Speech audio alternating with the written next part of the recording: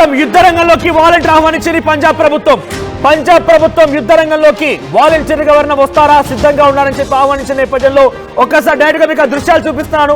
భారత యువకులు ఎంత ధైర్యం కలిగిన వాళ్ళు, భారత యువకులు ఎంతటి ఔత్సాహికులో, భారత యువకులు ధైర్యం ఏంటో, భారత యువకుల యొక్క సత్తా ఏంటో చూపించడానికి మేము సిద్ధంగా ఉన్నామని చెప్పి కొన్ని వేల సంఖ్యలో జనాభా అక్కడికి చేరుకున్నారు. కొన్ని వేల సంఖ్యలో యువకులు అక్కడ చేరుకున్నారు. అంతా రిజిస్ట్రేషన్ చేసుకుంటున్నారు. ఒకటి కాదు, రెండు కాదు, కొన్ని వేల సంఖ్యలో.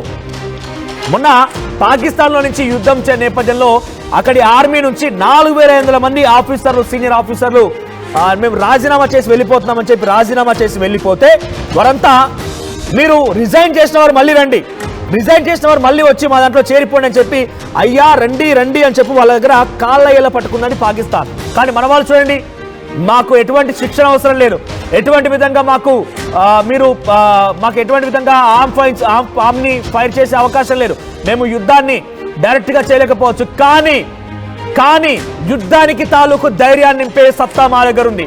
వాలంటీర్లు చూడండి విజువల్స్ లో, ఇది చండీగఢ్ ప్రాంతంలో పంజాబ్ లో ఈ సిచ్యువేషన్ చూడండి. ఎవరైనా కనుక వస్తారా యుద్ధాల్లో వాలంటీర్లుగా ఉంటారా అని చెప్పి అక్కడి లోకల్ ప్రభుత్వం అంటే రాష్ట్ర ప్రభుత్వం ఒక కాల్ ఫర్ చేస్తే చూడండి ఎంతమంది వచ్చారనేది, ఎంతమంది తెగింపున్న యువకులు. దాంట్లో చదువుకున్న వాళ్ళు ఉన్నారు, ఉద్యోగాలు చేస్తున్న వారు ఉన్నారు, చాలా మంది విద్యార్థులు ఉన్నారు, అనేక రకాలుగా ఉన్న విభిన్న పనులు చేస్తున్న కూడా అందులో ఉన్నారు. ఎస్, మేమంతా సిద్ధంగా ఉన్నాం, నా దేశం కోసం నేను ఏమైనా చేయడానికి సిద్ధంగా ఉన్నానని చెప్పి రొమ్ము విరిచి మరి అక్కడికి వచ్చి యుద్ధ క్షేత్రంలోకి రంగంలో దిగడానికి వస్తున్నారు.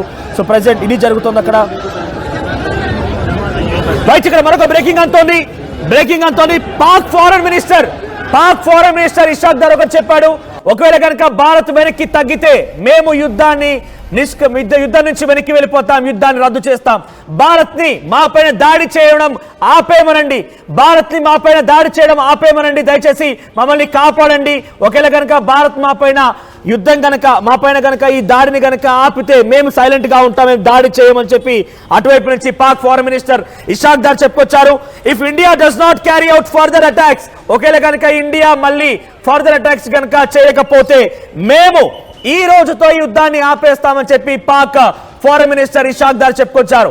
సో నిజంగా ఇది ఒక బిగ్ డెవలప్మెంట్ అనుకోవాలి. ఎందుకంటే పాకిస్తాన్ భారత్ దాడికి ఏమాత్రం తట్టుకోలేకపోతోంది, భారత్ దాటికి ఏమాత్రం కూడా పాకిస్తాన్ తట్టుకొని నిలబడలేకపోతోంది. పెద్ద ఎత్తున పాకిస్తాన్ అంతా కూడా అతలాకుతలం అయిపోయింది. అక్కడ ఎయిర్ బేస్ ని కిల్ చేశాం. ఎక్కడ చూసినా కూడా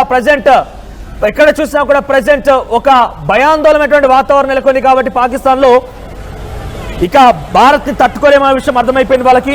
సో ఈ నేపథ్యంలోనే మేము భారత్ తో తట్టుకొని నిలబడలేకపోతున్నాం, దయచేసి మమ్మల్ని కాపాడండి అంటూ ఇదివరకే యుఎన్ దగ్గర వెళ్ళడం చూసాం. కాబట్టి మళ్ళీ భారత్ కనుక దాడి చేయకపోతే కాళ్ళబేరానికి వచ్చింది పాకిస్తాన్, భయపడిపోయింది, మోకరిల్లుతోంది.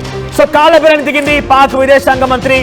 మా పైన గనక భారత్ దాడి చేయకపోతే మేము తిరిగి దాడి చేయము. ఇది ఒక రకంగా రెండు రకాలు ఆలోచించాలి. ఒకటి, మనం సైలెంట్ అయిపోయిన తర్వాత వాళ్ళు దాడి చేయాలనే ఒక ఆలోచనతో ఉన్నారనేది ఒక రకంగా ఆలోచించాల్సి వస్తే, మరొకటి వాళ్ళు గనక మన పైన యుద్ధం చేయడం కోసం భయపడిపోయి వారంతా కూడా సైలెంట్ గా అయిపోయారని కూడా ఆలోచించవచ్చు. రెండు విషయాలు ఆలోచించాలి. ఒకటి, వాళ్ళంతటా వాళ్ళు సైలెంట్ అయిపోయారు. రెండోది, వాళ్ళు మనం సైలెంట్ మోడ్ లో ఉంటే మన పైన దాడి చేసేటువంటి ఒక ఆలోచన కూడా చేయొచ్చు. ఇండియా సక్సెస్ఫుల్ గా 6 కీలకమైన ప్రాంతాల్లో దెబ్బ కొట్టింది.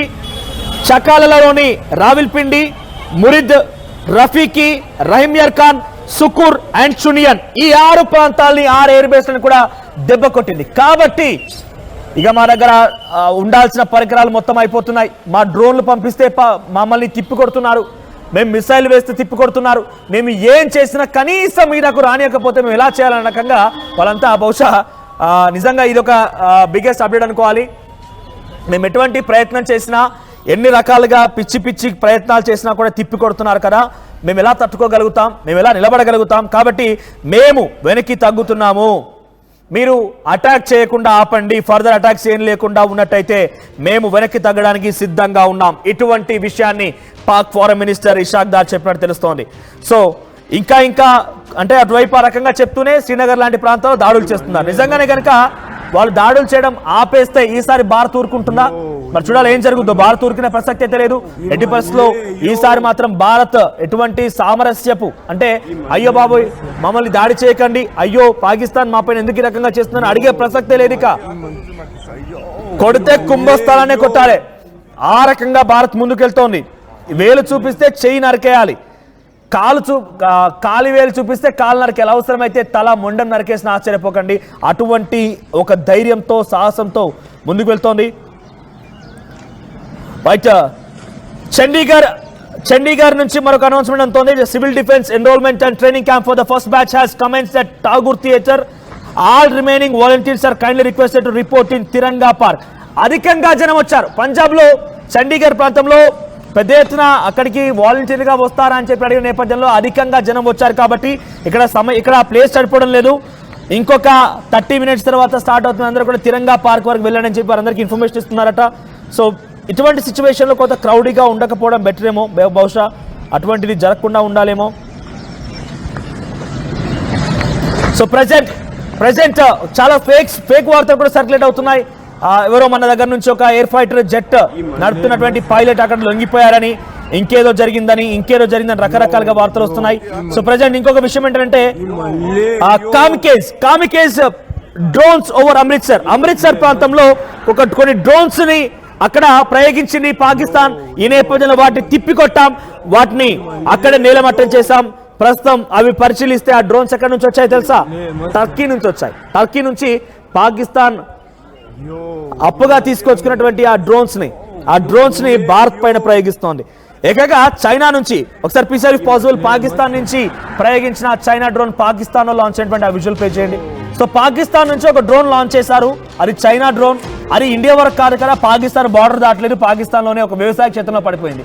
పాకిస్తాన్ నుంచి ప్రయోగించిన డ్రోన్, పాకిస్తాన్ నుంచి ప్రయోగించినటువంటి ఆ ఒక బాంబు ఇక్కడ వరకు రావడం కాదు కదా, కనీసం పాకిస్తాన్ బార్డరే దాటలేదు. పాకిస్తాన్కి సంబంధించినటువంటి ఆ వ్యవసాయ క్షేత్రంలో పడిపోతే అక్కడ ప్రజలంతా అక్కడికి చేరుకొని చుట్టూరా దాన్ని చూస్తూ ఒక బొమ్మ పేపర్ రాకెట్ లాగా దాన్ని ట్రీట్ చేసి దాన్ని దొర్లిస్తూ చెప్పులతో కొడుతున్నారు, కాళ్ళతో తంతున్నారు. నిజంగా ఇప్పుడు ఈ సిచ్యువేషన్ ఇటువంటి దృశ్యాలు చూస్తుంటే నవ్వాలా గర్వంగా ఫీల్ అర్థం కావడం లేదు. సో ప్రజెంట్ పీఎం కార్యాలయానికి రాజ్నాథ్ సింగ్ బయలుదేరారు. ఇప్పటికే చూస్తారు కదా, 7 లోక్ కళ్యాణ్ మార్గ్ లో ప్రధానమంత్రి నివాసం ఉంది. అక్కడికి వెళ్ళి చీఫ్ డిఫెన్స్ స్టాఫ్ తో అనిల్ చౌహాన్ తో రాజ్నాథ్ సింగ్ భేటీ కాబోతున్నారు. ముగ్గురు భేటీ ఉండబోతోంది. ఈ భేటీ నేపథ్యంలో చాలా ఆసక్తి రేపుతోంది. ఏం జరగబోతోంది, ఎలా ఉండబోతుంది అనేది కాస్త ఆసక్తి రేపుతోంది. సో మరోవైపుగా బయట ఒకసారి దృశ్యాలు చూడండి. అటు పాకిస్తాన్ వైపు నుంచి ప్రయోగించినటువంటి ఆ మిసైల్ తాలూకు దృశ్యాలవన్నీ కూడా అక్కడ ఎంత దురహంకారంతో దుస్సాహసంతో ఈ దుర్మార్గుడు మాట్లాడుతున్నారు చూడండి. చాలా ఆనందపడిపోతున్నారు. ఏమో చేస్తామని చెప్పి వాళ్ళంతా ఆనందపడిపోతున్నారు. సో కానీ ఆ ఆనందాన్ని కొన్ని క్షణాల్లోనే నిలబట్ట చేసింది భారత ఆర్మీ. కనీసం వారు ప్రయోగించిన దాన్ని కనీసం అక్కడ ఎటువంటి ఆటంకం లేకుండా, ఎటువంటి ఇబ్బందులు లేకుండా నిలబట్ట చేసింది. So present Pakistan foreign minister Ishaq Dar మాట్లాడిన మాటలే హైలైట్ గా ఉన్నాయి. నేను మళ్ళీ మీకు గుర్తు చేస్తాను. కాళ్ళ బేరానికి వచ్చాడు. ఒకవేళ కనుక భారత్ మా పైన దాడులు ఆపితే మేము సైలెంట్ గా ఉంటాం, అన్ని మూసుకొని కూర్చుంటాం, లేకపోతే మేము కూడా దాడులు చేస్తాం. ఇది వార్నింగ్ గా మనం చూడలేం. ఇది డెఫినెట్ గా ఒక క్షమాభిక్షగా కోరుతున్నట్టుగానే భావించాలి. మమ్మల్ని దయచేసి కాపాడండి, భారత్ మా పైన దాడులు చేస్తారు కాబట్టి మేమంతా కూడా ఇబ్బందులు పడుతున్నాం. సో ఈ నేపథ్యంలోనే మేమంతా ఒకవేళ భారత్ కనుక మా పైన దాడి చేస్తే మేము డెఫినెట్ గా దాడి చేస్తామని ఎటువంటి విధంగా మనం వార్నింగ్ గా చూడలేం. దాన్ని కేవలం మనం ఒక క్షమాభిక్షగానే చూడాలి. సో ఇక్కడ మరొక బ్రేకింగ్ అంతోంది. ఈ రోజు ఉదయం 5:30 సమయంలో సుమారుగా 10 నుంచి 12 మిసైల్ తమ వైపుగా వచ్చినట్టుగా అక్కడ స్థానికంగా ఉన్నటువంటి కొంతమంది, అంటే అక్కడ వివిధ ప్రాంతాల నుంచి as per times of India information ప్రకారంగా అక్కడ రాజౌరి లోకల్ పర్సన్ ఒకరు ఏం చెప్తున్నారంటే, నేను ఉదయాన్నే లేచి బయటకు వచ్చి చూసేసరికి పెద్ద ఎత్తున దట్టమైన పొగలు కమ్ముకున్నాయి ఆ ప్రాంతం అంతా. ఏం జరిగిందని చూసి నేను ఆశ్చర్యపోయాను. 10-15 నిమిషాలు పట్టింది పొగంతా కూడా క్లియర్ అవ్వడం కోసం. వెంటనే వెళ్ళి చూస్తే అక్కడ ఒక భారీ శబ్దాలతో దాడి జరిగిందని చెప్తున్నారు. బ్రేకింగ్ చూస్తున్నాం. ఢిల్లీ ఎయిర్పోర్ట్ పేల్ చేసినట్టుగా తప్పుడు కథనాలతో పాకిస్తాన్ విర్రవీగుతోంది. పాకిస్తాన్ దురహంకారాన్ని, పాకిస్తాన్ దుష్టతనాన్ని ప్రయోగిస్తోంది. ఢిల్లీ ఎయిర్పోర్ట్ ని మిసైల్ ద్వారా మేము పేల్ చేశామనేటువంటి ఒక తప్పుడు కథనాన్ని, తప్పుడు వార్తని పాక్ మీడియా క్రియేట్ చేసి గందరగోళాన్ని సృష్టిస్తోంది. పాక్ ఆ మీడియాకు సంబంధించిన వార్తలు మనం కూడా ఎప్పటికప్పుడు పసిగడుతున్నాం. ఎందుకంటే అక్కడ తప్పుడు వార్తల్ని ప్రచారం చేసి భారతీయుల ధైర్యాన్ని దెబ్బతీసే ప్రయత్నం చేస్తోంది. సో ఇక్కడ విషయం చెప్పాలనుకుంటున్నాను, పాకిస్తాన్కి డైరెక్ట్ గా ఈ భాష మీకు కొంత ఇబ్బందిగా అనిపించవచ్చు, కానీ డెఫినెట్ గా ఈ భాష ప్రయోగించాల్సిందే. ఎలా కుక్క, నువ్వు ప్రయోగించే ఆ డ్రోన్లు మిసైల్ కనీసం నీ బార్డర్ దాటడం లేదు. నువ్వు ప్రయోగించే ఆ చైనా డ్రోన్లు కనీసం ఇక్కడ మన భారత్ లో తయారు చేసినటువంటి టపాసుల మాదిరి కూడా పెరగడం లేదు. నువ్వా భారత్ ఢీ కొట్టేది, నువ్వా భారత్ పైన ఇష్టం వచ్చినట్టుగా మాట్లాడేది, నువ్వా ఢిల్లీ ఎయిర్పోర్ట్ ని టచ్ చేస్తారట ఈ మొగోడు. నిజంగా ఈ పదం వార్తను తప్పుగా భావించొద్దు. ఢిల్లీ ఎయిర్పోర్ట్ ని టచ్ చేసి ఢిల్లీ ఎయిర్పోర్ట్ ని పేల్ చేస్తారట.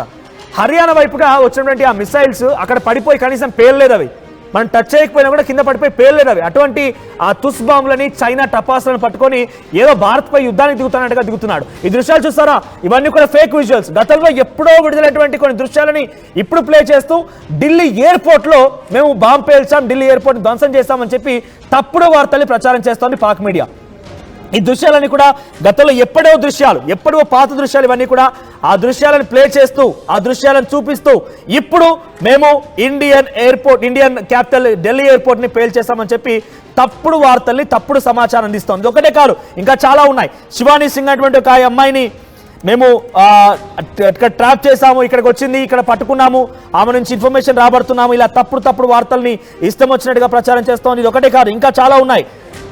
Indian air force female air force pilot ని మేము పట్టుకున్నామని చెప్తున్నారు, ఢిల్లీ ఎయిర్పోర్ట్ ని ధ్వంసం చేస్తామని చెప్తున్నారు. ఈ రకంగా ఇంకొకటి S-400 డిస్ట్రాయ్ చేస్తామని చెప్తున్నారు, S-400 ని డిస్ట్రాయ్ చేస్తామని చెప్తున్నారు. ఇటువంటి వార్తలు, తప్పుడు కథనాలు ప్రచారంలో ఉన్నాయి. సో ప్రెసెంట్ అటు పాకిస్తాన్ కూడా ఎమర్జెన్సీ మీటింగ్ కాల్ ఫర్ చేసింది. అక్కడి పాక్ ఫారెన్ మినిస్టర్ ఇషాక్ దార్ కూడా మాట్లాడుతూ మాపై దయచేసి దాడి చేయకండి, కన్నీళ్లు పెట్టుకున్నట్టుగానే భావించాలి కదా. వాళ్ళు క్షమాభిక్ష కోరుతున్నారు, కాళ్ళ బేరాన్ని దిగిపోయారు, మోకాళ్ళ పైన మోకరిల్లి అయ్యా బాబాయ్ మమ్మల్ని కాపాడండి అంటూ భారత్ వైపుగా వాళ్ళ దండాలు, వాళ్ళ యొక్క నమస్కారాలు మనకు చేరుతున్నట్టుగా భావించాలి. పాక్ ఫారెన్ మినిస్టర్ ఇషాక్ దార్ చేసినటువంటి ఈ స్టేట్మెంట్ డెఫినెట్ గా క్షమాభిక్ష కోరుతూనే ఆయన మాట్లాడినట్టుగా భావించాలి. ప్రజెంట్ ఇంకా ఏం చెప్తోంది తెలుసా పాకిస్తాన్ మీడియా, 31 AF జెట్స్ ని క్రాష్ చేశాము హిమాలయస్ లో ఉంటుంది. 31, ఒకటి కాదు, 3 IAF, మూడు IAF Indian air craft jets ని మేము పేల్ చేశాం హిమాలయస్ లో అని చెప్తుంది. అంతా ఫేక్. కనీసం ఈ ఫేక్ లోనైనా కూడా నిజం చెప్పి అతికినట్టు ఉండాలంటారు చూసారా. ఈ ఫేక్ లో అయినా కూడా కనీసం ఒకటో రెండో అర నిజం ఉంటాయి అనుకుంటున్నాం, కానీ వాళ్ళు చెప్పేది ప్రతిదీ కూడా ఫేకే, ఫేక్ వార్తలను ప్రచారం